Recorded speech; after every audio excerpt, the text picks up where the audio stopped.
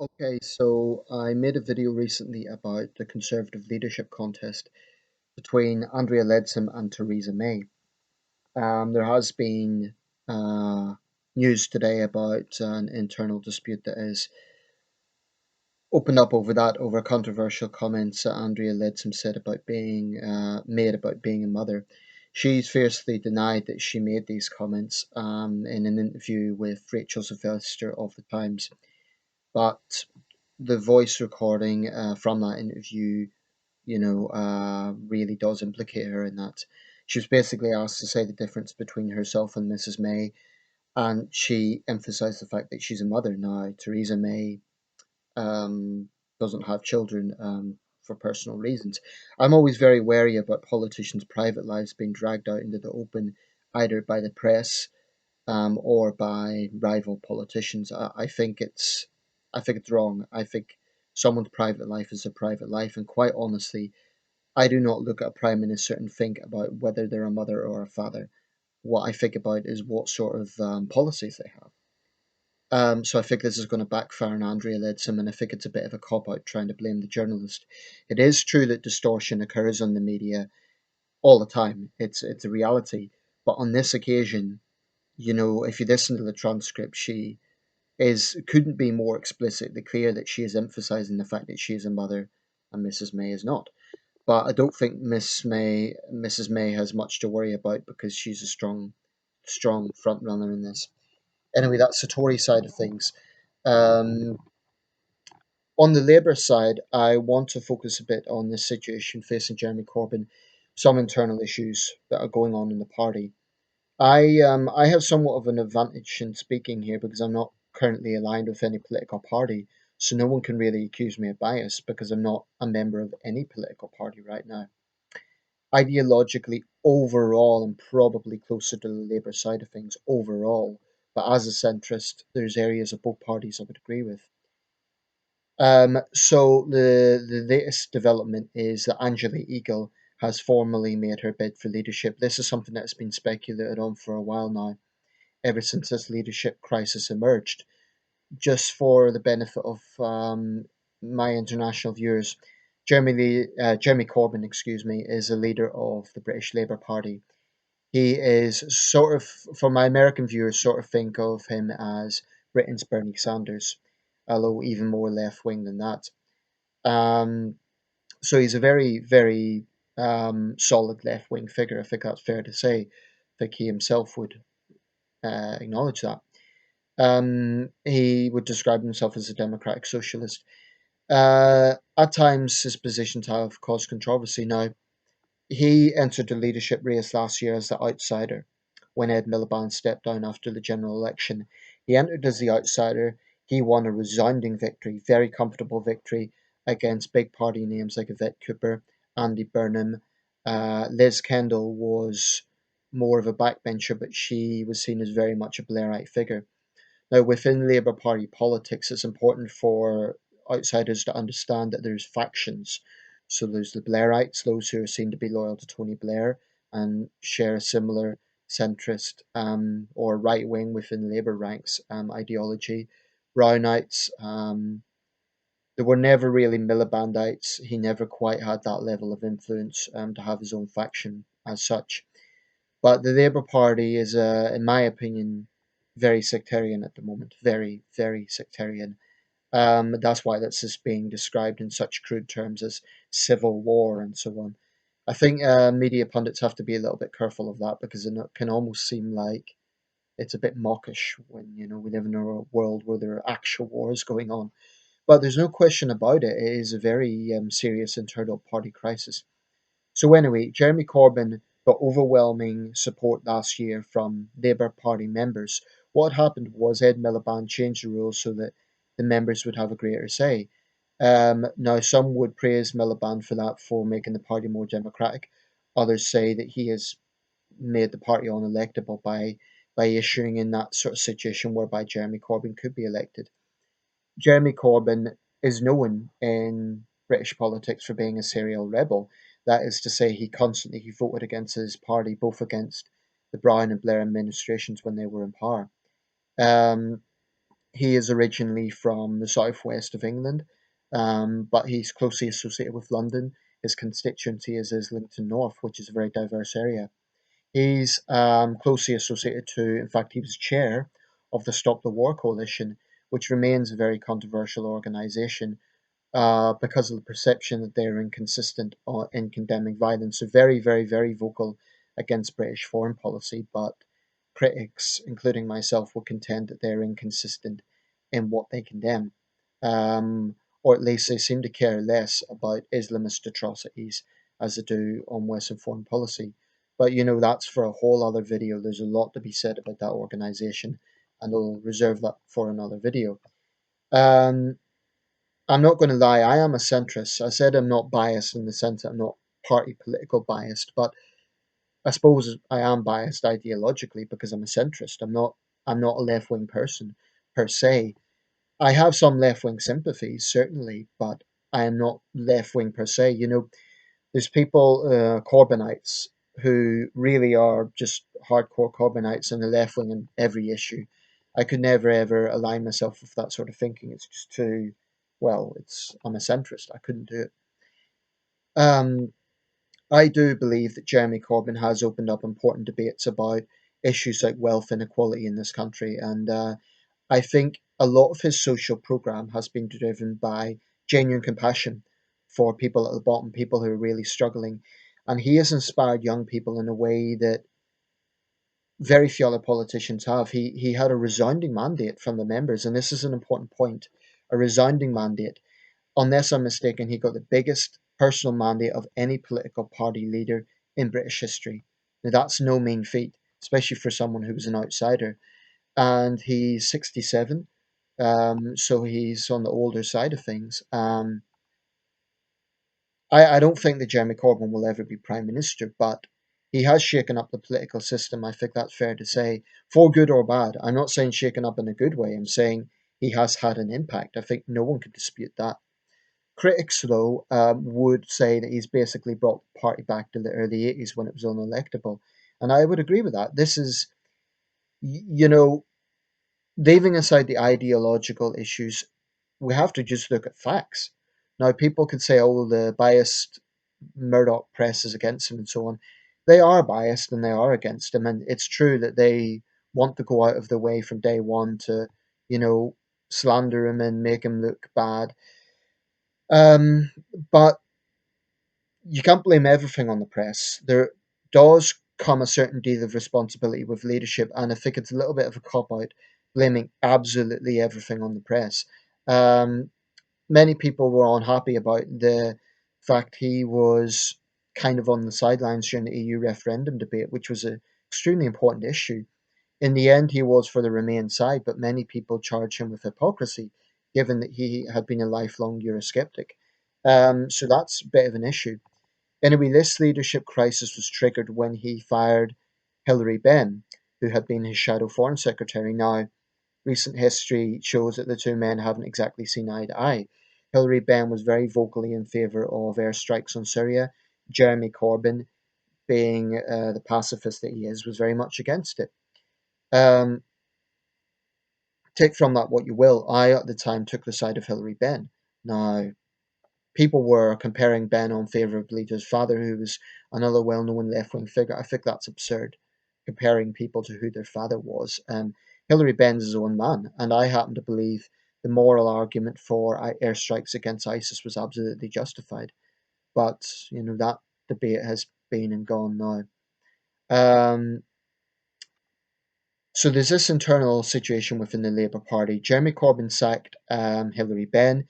That then led to a series of resignations. Now, whether that was out of, um, I don't know whether colleagues of Hilary Benn felt that he had been hard done by and they were doing it to support him, or whether they were sort of timing this. There are those who allege that they have always wanted to do this. They've always wanted to stage a coup against Jeremy Corbyn. As an outsider, I have to say this is I would make a comparison metaphorically with the Cultural Revolution in China. Now, obviously, there isn't mass bloody purges going on. Obviously, there's not persecution going on. But there is deep, deep sectarianism within the Labour Party, and It pretty much goes along the lines of either you slavishly agree and support Jeremy Corbyn, or you're a Blairite traitor. And there is a very toxic atmosphere within the Labour Party right now that I think is very unpleasant and is giving the Labour Party a very bad image to the wider electorate. Um, during the time of the Surrey airstrikes, any MP who was deemed to be voting in favour of the airstrikes received verbal harassment. They had protests outside their offices. Now, it's people's democratic right to protest. It's quite another matter sending threatening messages to MPs, and I think that was disgraceful.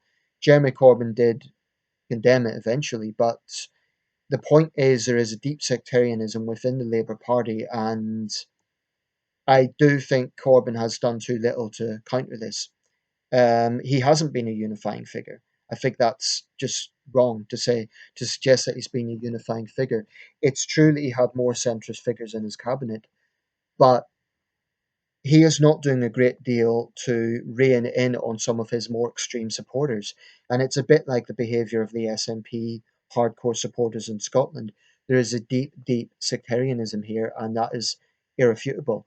The reason I'm making a comparison with the Cultural Revolution, obviously not in terms of persecutions, but what happened then was Chairman Mao basically turned the Communist Party against itself and made it circulate around him. Now, I understand the argument that he is a leader with a very large mandate from the members and people should support him. And generally, I agree with that principle. Generally speaking, in fact, early on in this crisis, that's the position I took. I said, well, I don't particularly agree with Jeremy Corbyn, but they should support him. However, I've altered my view a bit on that because I've been looking at this, and the caricature that people are sending out is that, oh, this is a Blairite coup. And these are all right wing MPs taking an opportunity to bash Mr. Corbyn when he's down. I don't think it's that simple. There are a lot of MPs who are centrist, even left wingers. Ed Miliband said he should step down. Now, I don't think anyone can accuse Ed Miliband of being a right winger. I don't think people can accuse his deputy, Tom Watson, of being a right winger.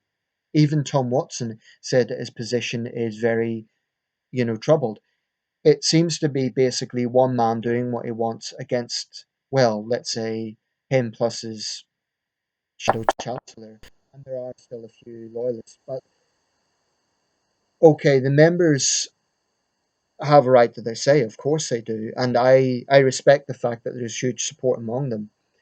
But in the end of the day, it is the MPs who are the people are going to be around his cabinet or potential cabinet and will be making the decisions about the whole country. It's not just about Labour members, it's about the whole country. Now, the country needs a workable opposition. And quite clearly, Jeremy Corbyn is going to have problems if his colleagues simply don't trust him, if they don't feel that he is a prime minister in waiting. And you could say they're backstabbing, but these are people who have worked with him for over 10 months.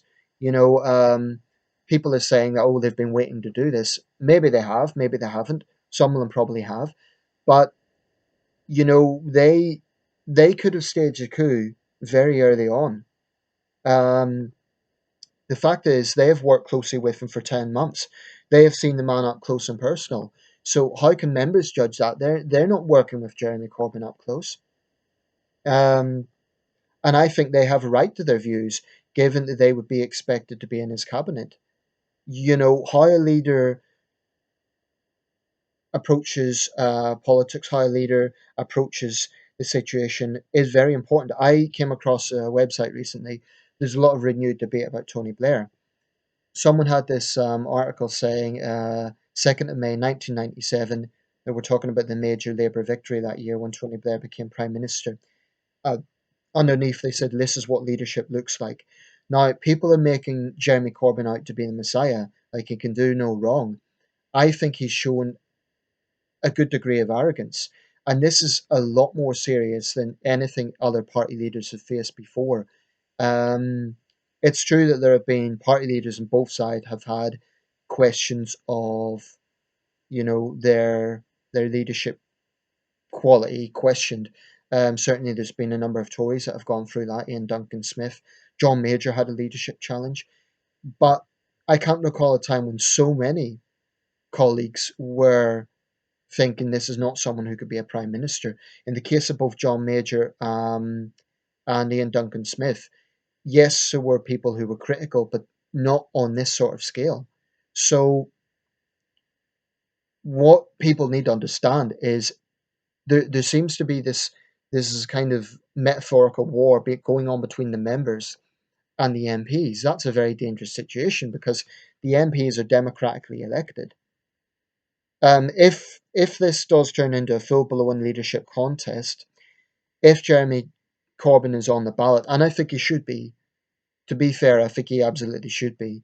Now, if the members elect him as leader, MPs are going to have to make the decision. Parliamentary Labour Party MPs are going to have to decide, will we back this man? He is our leader. The members have made their decision. But can we, in all conscience, back a leader that we, A, have strong ideological differences with, and B, just don't see winning an election? Because Labour members are one thing. What they need to understand is it isn't just about them, it's about the wider country. And what every successful Labour Prime Minister has done is being able to step outside that box, appeal to the wider country. It's important. And Tories have had to do this as well. It's not just one side. The Tories have also had to moderate their positions in certain areas in order to get elected. Um, I think the reason why Thatcher got elected in '79 was, Labour at the time was Jim Callaghan wasn't actually a terrible prime minister. I think he'd done his best under difficult circumstances, but where there is a perception of economic problems, Tories tend to do well. Um, anyway, let's look a bit at the opposition or the people who could be running against him. Incidentally, Jeremy Corbyn's been in power for 10 months. The Labour Party has currently had 16 leaders since 1900, beginning with Keir Hardie.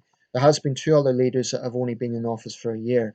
That was George Nicol Barnes from 1910 to 1911 and J.R. Clines from 1921 to 1922.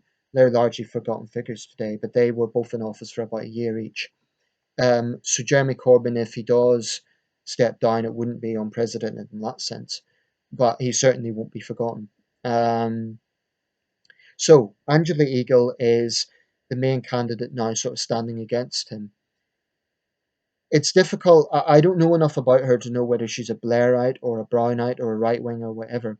There are a few things that are notable. She's one of the first government ministers to come out openly as lesbian. Now, for me, that's not really important either way, but it's just a fact. Um, so, in terms of progressive people, they would, and no one can accuse her of being homophobic, at least put it that way. She has a twin sister, Maria Eagle. Both sisters have had prominent positions within the Labour Party. They've served in both the Blair and Brown governments in various ministerial roles. Um, so Angela Eagle is 55. She represents Wallasey in Merseyside. She's originally from Bridlington in East Yorkshire. Um, as I say, I don't know where she fits in terms of the right wing, left wing spectrum, but she did vote for the Iraq War and she did vote for Syria airstrikes. That will inevitably put her at odds with Corbyn supporters. It's difficult to see the members voting for anyone other than Jeremy Corbyn. So the Parliamentary Labour Party is going to be nervous. But I think if they don't put Jeremy Corbyn on the ballot, it would backfire badly. And what we'll end up with is a full on split within the Labour Party, and we'll end up with two Labour parties, a bit like the split in the 1980s. I don't think it's inconceivable. There is one other person, Owen Smith. I don't know much about him. He's MP for Pontypridd in Wales. He's 46, and yeah, I really don't know a great deal about him. Just a point, though, that I just found rather interesting.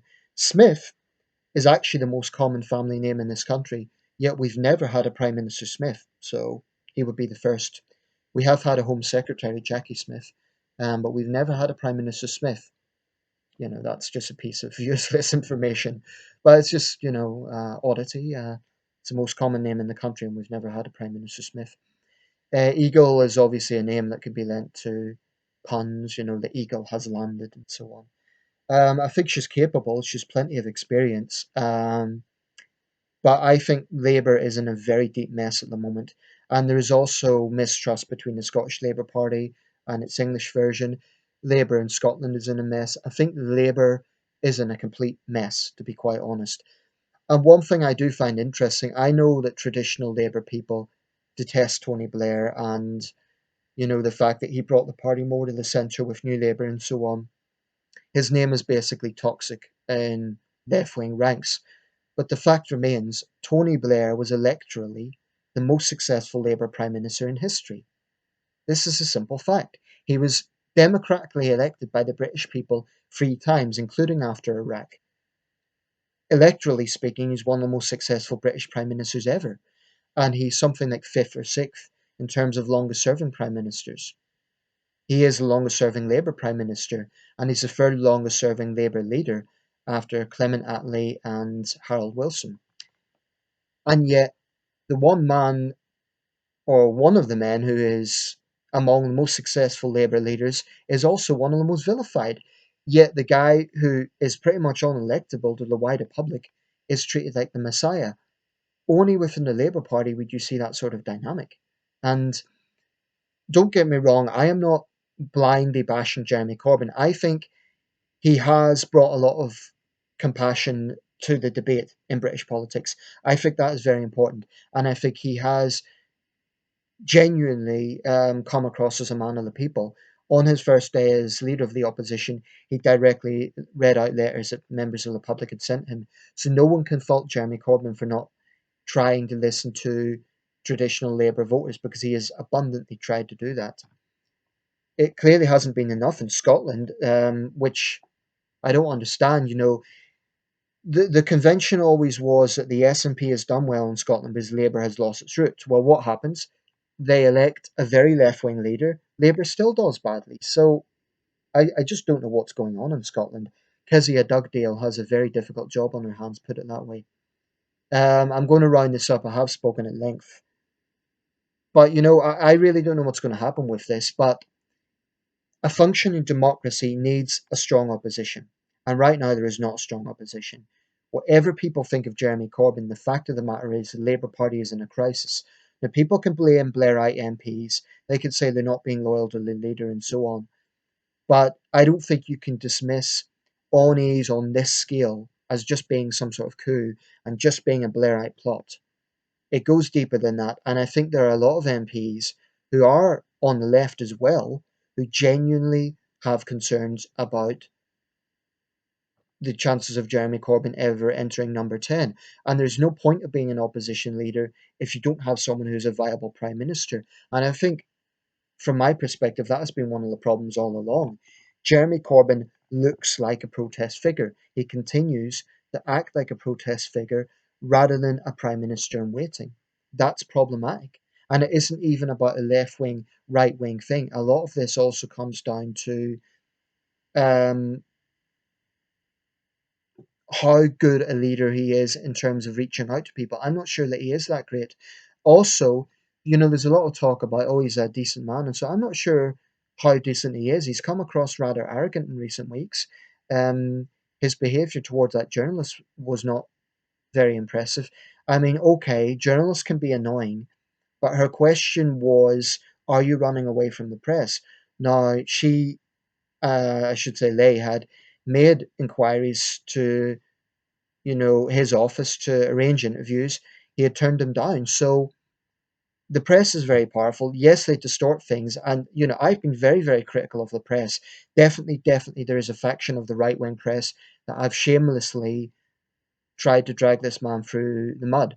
On the same token, though, by the same token, that doesn't mean he hasn't been responsible for some of that own of the image that is projected outside the Labour Party.